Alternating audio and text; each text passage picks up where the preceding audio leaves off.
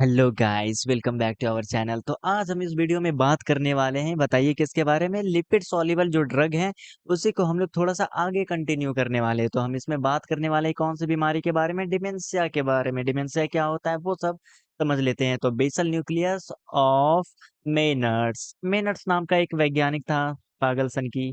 ठीक है, तो बेसल न्यूक्लियस ऑफ द मेनर्ड्स के बारे में बात करने वाले हैं। और इसमें होता क्या है, ये है क्या न्यूक्लियस का मतलब आप सभी को फील है कि ब्रेन में, ठीक है, बेसल न्यूक्लियस क्या है कि ब्रेन में एक एरिया होता है जो कि रिस्पॉन्सिबल रहता है किस चीज के लिए, एम फॉर मेनर्ड्स नाम का वैज्ञानिक, और एम फॉर मेमोरी के लिए। मतलब होता क्या है कि देखिए, ये बेसल न्यूक्लियस हो गया है ना, ब्रेन में एरिया हो गया, ठीक है, जो कि एसिटाइलकोलिन एसिटाइलकोलिन यहाँ पर होता है। होता क्या है कि जैसे मान लीजिए ये क्या है, रामलाल है। रामलाल अभी पैदा हुआ, अभी इसके पास 10 न्यूरॉन है, और ये 60 या 70 80 साल बाद इसके पास 8 न्यूरॉन बचे। मतलब न्यूरॉन एक बार जो बन गया वो डिवीजन नहीं करता है, एक बार फिक्स हो गया। भले ही कनेक्शन वगैरह बन जाते हैं, न्यूरोप्लास्टिसिटी वगैरह वो सब अलग टॉपिक है। ठीक है, तो ये हम बात कर रहे थे कहाँ पे, यहाँ पे। तो मतलब न्यूरॉन का क्या हुआ, डिजेनरेशन हुआ। तो मतलब ये बेसल न्यूक्लियस जो है ना मेनट के लिए, ये किसके लिए रिस्पॉन्सिबल है, मेमोरी के लिए रिस्पॉन्सिबल है। और यहाँ पर क्या है, बहुत सारे भर भर के कोलिनर्जिक नर्व फाइबर पाए जा रहे हैं। मतलब एसिटाइल कोलिन निकलेंगे। मतलब एक चीज समझ में आ गया कि एसिटाइल कोलिन जो रहे है वो मेमोरी के लिए रिस्पॉन्सिबल है। ये चीज समझ में अरे टाइमर लगा देते हैं ना, ठीक है, ये चीज लगा देते हैं। ठीक है, एसिटाइल कोलिन मेमोरी के लिए रिस्पॉन्सिबल है। अब हुआ क्या, ये बेसल न्यूक्लियस जो था मेनट्स का वो डैमेज हुआ। क्यों डैमेज हो गया, या तो मान लो अल्जाइमर किसी को हो गया, या फिर कोई बूढ़ा हो गया, बूढ़ा मतलब 70 80 साल या 60 साल का। तो ये जनरली किस में होता है, जल्दी बताइए। ये vessel nucleus of the damage किस में होता है, जनरली ग्रेटर देन 60 ईयर्स जो एज होते हैं ना।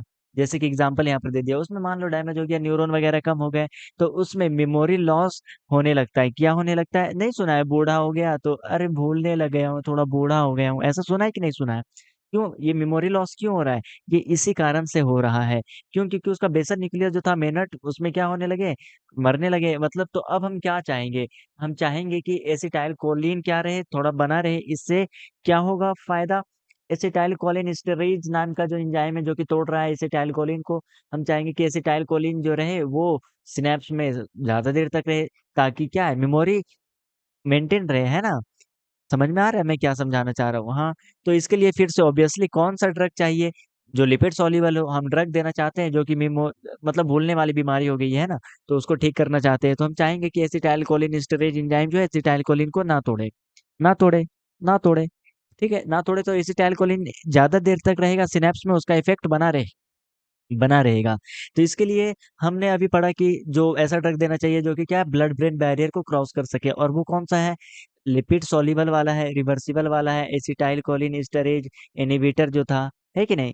तो वो कौन सा था, फाइसोस्टिगमिन था। क्या वाटर सॉल्युबल दे सकते थे, वाटर सॉल्युबल में क्या सा था, नियोस्टिगमिन, पाइरिडोस्टिगमिन, इड्रोफोनियम, नहीं नहीं दे सकते थे, तो फाइसोस्टिगमिन। तो समझ में आ भी रहा है या नहीं आ रहा है। देखो, हम पुराना वीडियो में काफी कुछ बता चुके हैं, कौन सा वाटर सॉल्युबल होता है, कौन सा लिपिड सॉल्युबल होता है। मैं उसी के बेसिस पे बोल रहा हूँ, ठीक है।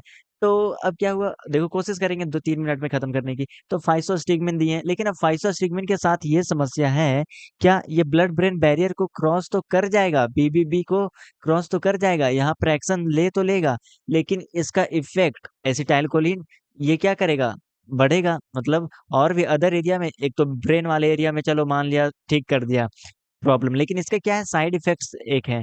क्या साइड इफेक्ट है, एसिटाइल कोलिन ये बढ़ने लगेगा इस साइड में। ठीक है, तो ये साइड इफेक्ट्स यहाँ पे लिख देता हूँ। क्या क्या साइड इफेक्ट है, क्योंकि एसिटाइल कोलिन रहेगा, M1 problem, M2 problem, M3, ठीक है ना। तो अब एसिटाइल कोलिन क्या करेगा, इन सब पे भी एक्ट करेगा, तो समस्या है भाई। M1 पे एक्ट करेगा तो ऑब्वियसली एचसीएल का सिक्रीशन वगैरह ज्यादा हो जाएगा, M2 पे एक्ट करेगा तो ऑब्वियसली ब्रेडिकार्डिया वाला कंडीशन हो जाएगा। मतलब क्या है, हार्ट रेट कम होने लगेगा, बीपी कम होने लगेगा, और M3 में ग्लैंड का सिक्रेशन वगैरह कम होने लगेगा। ये सारी चीजें थी। तो अब ये समस्या है, तो हम क्या फाइजोस्टिगमिन देना पसंद करेंगे, नहीं। तो उसके लिए हम क्या, एक नया ड्रग निकालते हैं, और उस ड्रग का नाम क्या है, ठीक है जल्दी बताइए, टेक्रिन है। क्या नाम है, जल्दी बताइए, टेक्रिन नाम का दवाई है। इसके साथ क्या है कि ये देखिए, ये तो 50% ही जा रहा था ना ब्लड ब्रेन बैरियर को क्रॉस करके, और 50% अपना एक्शन बाकी मस्कुलिनिक रिसेप्टर वगैरह पे एक्ट कर रहा था एसिटाइल कोलिन, ठीक है ना, इस तरीके से। नहीं समझ में आ रहा है, आ रहा है कि नहीं आ रहा है?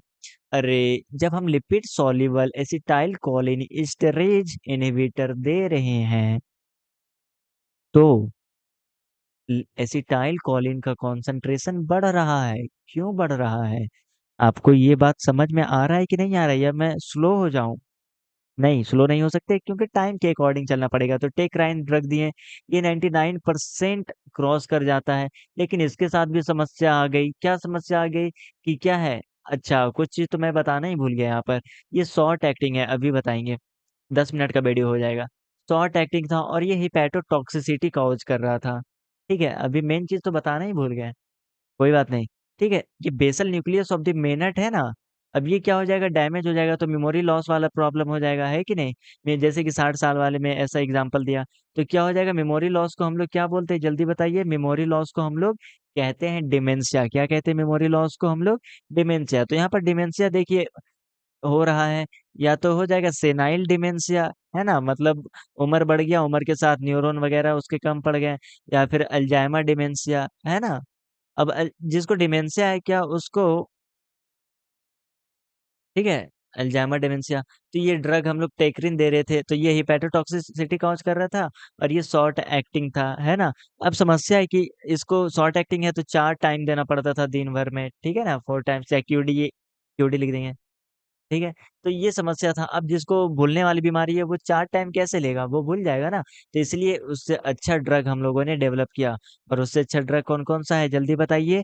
डोनी पेजिल है। क्या है, जल्दी बताइए। डोनी पेजिल है। और क्या है, रिवा स्टिगमिन है। और क्या है, जल्दी बताइए। रिवा स्टिगमिन है। ठीक है, डोनी पेजिल है, रिवा स्टिगमिन है, और गैलेंटानिन है, गैलेंटामीन है। ठीक है, ये सारे ड्रग हैं, गैलेंटामीन है। ठीक है, तो ये सारी चीजें हो गई। तो ये ड्रग हमने डेवलप किया, इसके साथ ये सारी प्रॉब्लम नहीं थी, हेपेटोटॉक्सिसिटी ये नहीं कॉज करता था, ये शॉर्ट एक्टिंग नहीं था, और ये ब्लड ब्रेन बैरियर को भी क्रॉस कर पा रहा था। Can cross blood brain barrier, hepatotoxicity नहीं कर रहा था, ठीक है ना। तो ये सारी चीजें हम आपको समझानी थी। हाँ, 5 मिनट में कवर हो गया। तो लिपिड सॉल्युबल पार्ट 1 पार्ट 2 दोनों कंप्लीट हो गया, है ना। फटाक से रिवीजन करते हैं। हम लोगों ने एट्रोपिन पॉइजनिंग देखा था, एट्रोपिन बढ़ने लगा था। फिर एट्रोपिन क्या होता है, एंटीकोलिनर्जिक ड्रग होता है, इनिवेटर होता है, M1 M2 M3 M4 M5 का। बेसल न्यूक्लियस ऑफ द मेनट के बारे में हम बात करने वाले हैं। मतलब ये न्यूक्लियस से ब्रेन में कुछ एरिया होता है जो कि रिस्पॉन्सिबल रहता है मेमोरी के लिए। M4 मेनट, M4 memory. अब ये डैमेज हो जाएगा तो क्या हो जाएगा, मेमोरी लॉस हो जाएगा। यहाँ पर भर भर के क्या है, कोलिनर्जिक नर्व फाइबर है। समझ में आ रहा है? तो मतलब एक चीज समझ में आ रहा है कि एसिटाइल कोलिन जो है वो रिस्पॉन्सिबल है हमारे मेमोरी के लिए।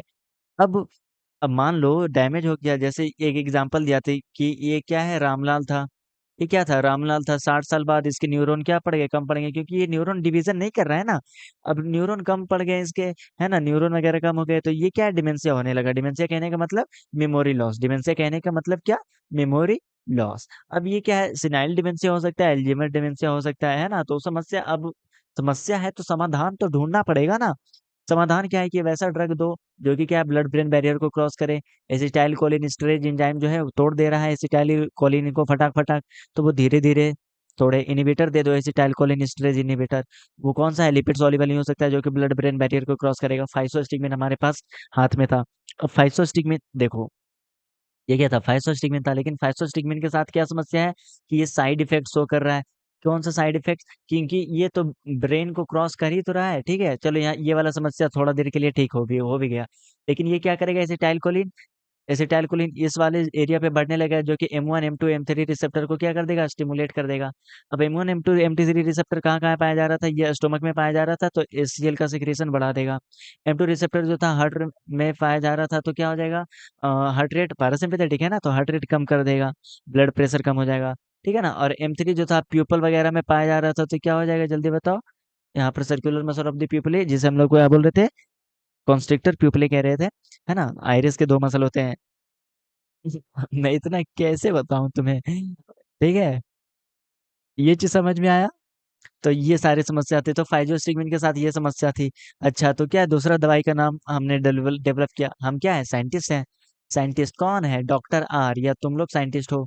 ठीक है, अब ये डॉक्टर आर क्या है, जल्दी बताओ, साइंटिस्ट हैं। इन्होंने दवाई का डेवलप कर लिया, जिसका नाम क्या था, डेवलप किया, टैकरीन नाम था। टैकरीन में क्या खास बात है कि ये ब्लड ब्रेन बैरियर को, चलो 99% क्रॉस कर रहा था, उधर वाले ठीक है ना, और इस तरह का कोई भी समस्या नहीं था। ये शॉर्ट एक्टिंग था, 4 टाइम्स देना पड़ता था, ये समस्या था टैक्रिन के साथ भी। टैक्रिन वाज यूज्ड, बहुत पहले इस्तेमाल होता था, लेकिन अब हमारे पास इससे भी बेटर ड्रग है ना, बेटर ड्रग हमारे पास है। ठीक है, बेटर ड्रग है, कौन कौन सा है? डोनिपेजिल है, रिवास्टिगमिन है, और ये गैलेंटामीन है, जो कि जितने भी प्रॉब्लम थे किसमें, टैक्रिन में, उन सारे को दूर हो गए हैं। ठीक है ना, तो ये दोनों चीज हमने क्या कर लिया, यहाँ पर कवर कर लिया, लिपिड सॉल्युबल ड्रग फाइसोस्टिगमेंट के बारे में। अब मान लो आ जाएगा right short notes on the lipid soluble drug. ठीक है, ये सब सारी चीजें तुम भर भर के नहीं आ जाओगे एग्जाम में। ठीक है, लिपिड सॉल्युबल ड्रग, या बोल दे चलो बताओ फाइसोस्टिगमेंट के बारे में बताओ। चलो एक क्वेश्चन देते हैं तुम्हें। ठीक है, क्वेश्चन क्या है? डिफरेंस करना है किस किस के बीच में, डिफरेंस बिटवीन फाइसोस्टिगमेंट। अब खुद से लिखना, मैं बहुत कुछ पढ़ा चुका। फाइसोस्टिगमेंट वर्सेस क्या, वाटर सॉल्युबल नियोस्टिगमेंट। और अभी अभी और आया, अभी इसका रोल तो आया ही नहीं वाटर सॉल्युबल का। तो यहाँ तक होप करते हैं आपको सब चीज समझ में आ गया होगा। ठीक है, तो वीडियो को करते हैं यहीं पर समाप्त।